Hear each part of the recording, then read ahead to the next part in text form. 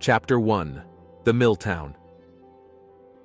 In the early 20th century, Lawrence, Massachusetts, stood as a symbol of America's burgeoning industrial revolution. Nestled along the Merrimack River, this once quaint New England town had transformed into an industrial powerhouse. Towering textile mills, powered by the river's current, dominated the city's landscape. Lawrence had become a magnet for immigrant laborers seeking a better life in the United States. Chapter 2. The Struggle for a Better Life.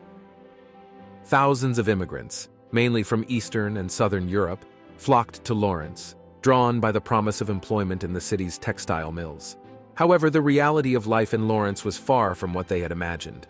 Workers faced grueling 56-hour work weeks, dangerous machinery, and hazardous working conditions. Most lived in overcrowded, squalid tenements owned by the mill companies, where sanitation was deplorable and rent was exorbitant. A sense of exploitation and indignity simmered beneath the surface.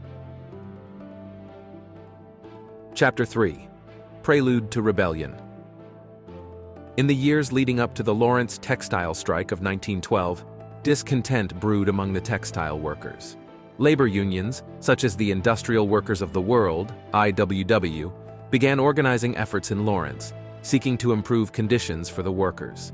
The Bread and Roses slogan gained prominence as a rallying cry for workers' demands, emphasizing the need for not just fair wages but also dignity, respect, and a better quality of life. Chapter 4. The Spark Ignites. On a bitterly cold day in January 1912, the spark of discontent ignited a fire of rebellion. Over 20,000 textile workers, predominantly women and children, walked out of the mills and into the streets of Lawrence. They demanded a 15% wage increase, a reduction in their punishing work week from 56 hours to 54, and improved safety measures. The strike quickly gained momentum, and the city ground to a halt. Chapter 5. Resilience in the Face of Adversity. Facing brutal winter conditions and the mill owners' ruthless tactics to quash the strike, the strikers displayed remarkable resilience. Women, in particular, played a central role, organizing strike kitchens to provide food for their families and demonstrating unwavering solidarity. Many children joined the picket lines, holding signs that read, "We want bread and roses too." Chapter 6. The Role of the IWW. The Industrial Workers of the World, IWW, a radical labor union, threw its weight behind the Lawrence strikers. They organized massive fundraising campaigns and dispatched prominent labor leaders like Big Bill Haywood to bolster the strikers' morale and determination.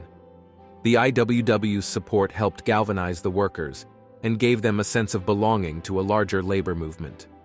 Chapter 7. Public Outrage and Support. News of the Lawrence Textile Strike spread like wildfire across the nation. Newspapers carried stories of the deplorable conditions in Lawrence and the violent suppression of the strike by mill owners and police. Public sympathy poured in from all corners of the United States. Donations of food, clothing, and money flooded into Lawrence, sustaining the strikers through their arduous struggle. Chapter 8. Negotiations and Victory. After 2 grueling months of striking, the mill owners finally agreed to negotiate with the workers. In March 1912, a compromise was reached. Although the wage increase was not the full 15% initially demanded, it represented a significant improvement over the previous rates. The work week was also reduced, and some of the worst mill conditions were ameliorated.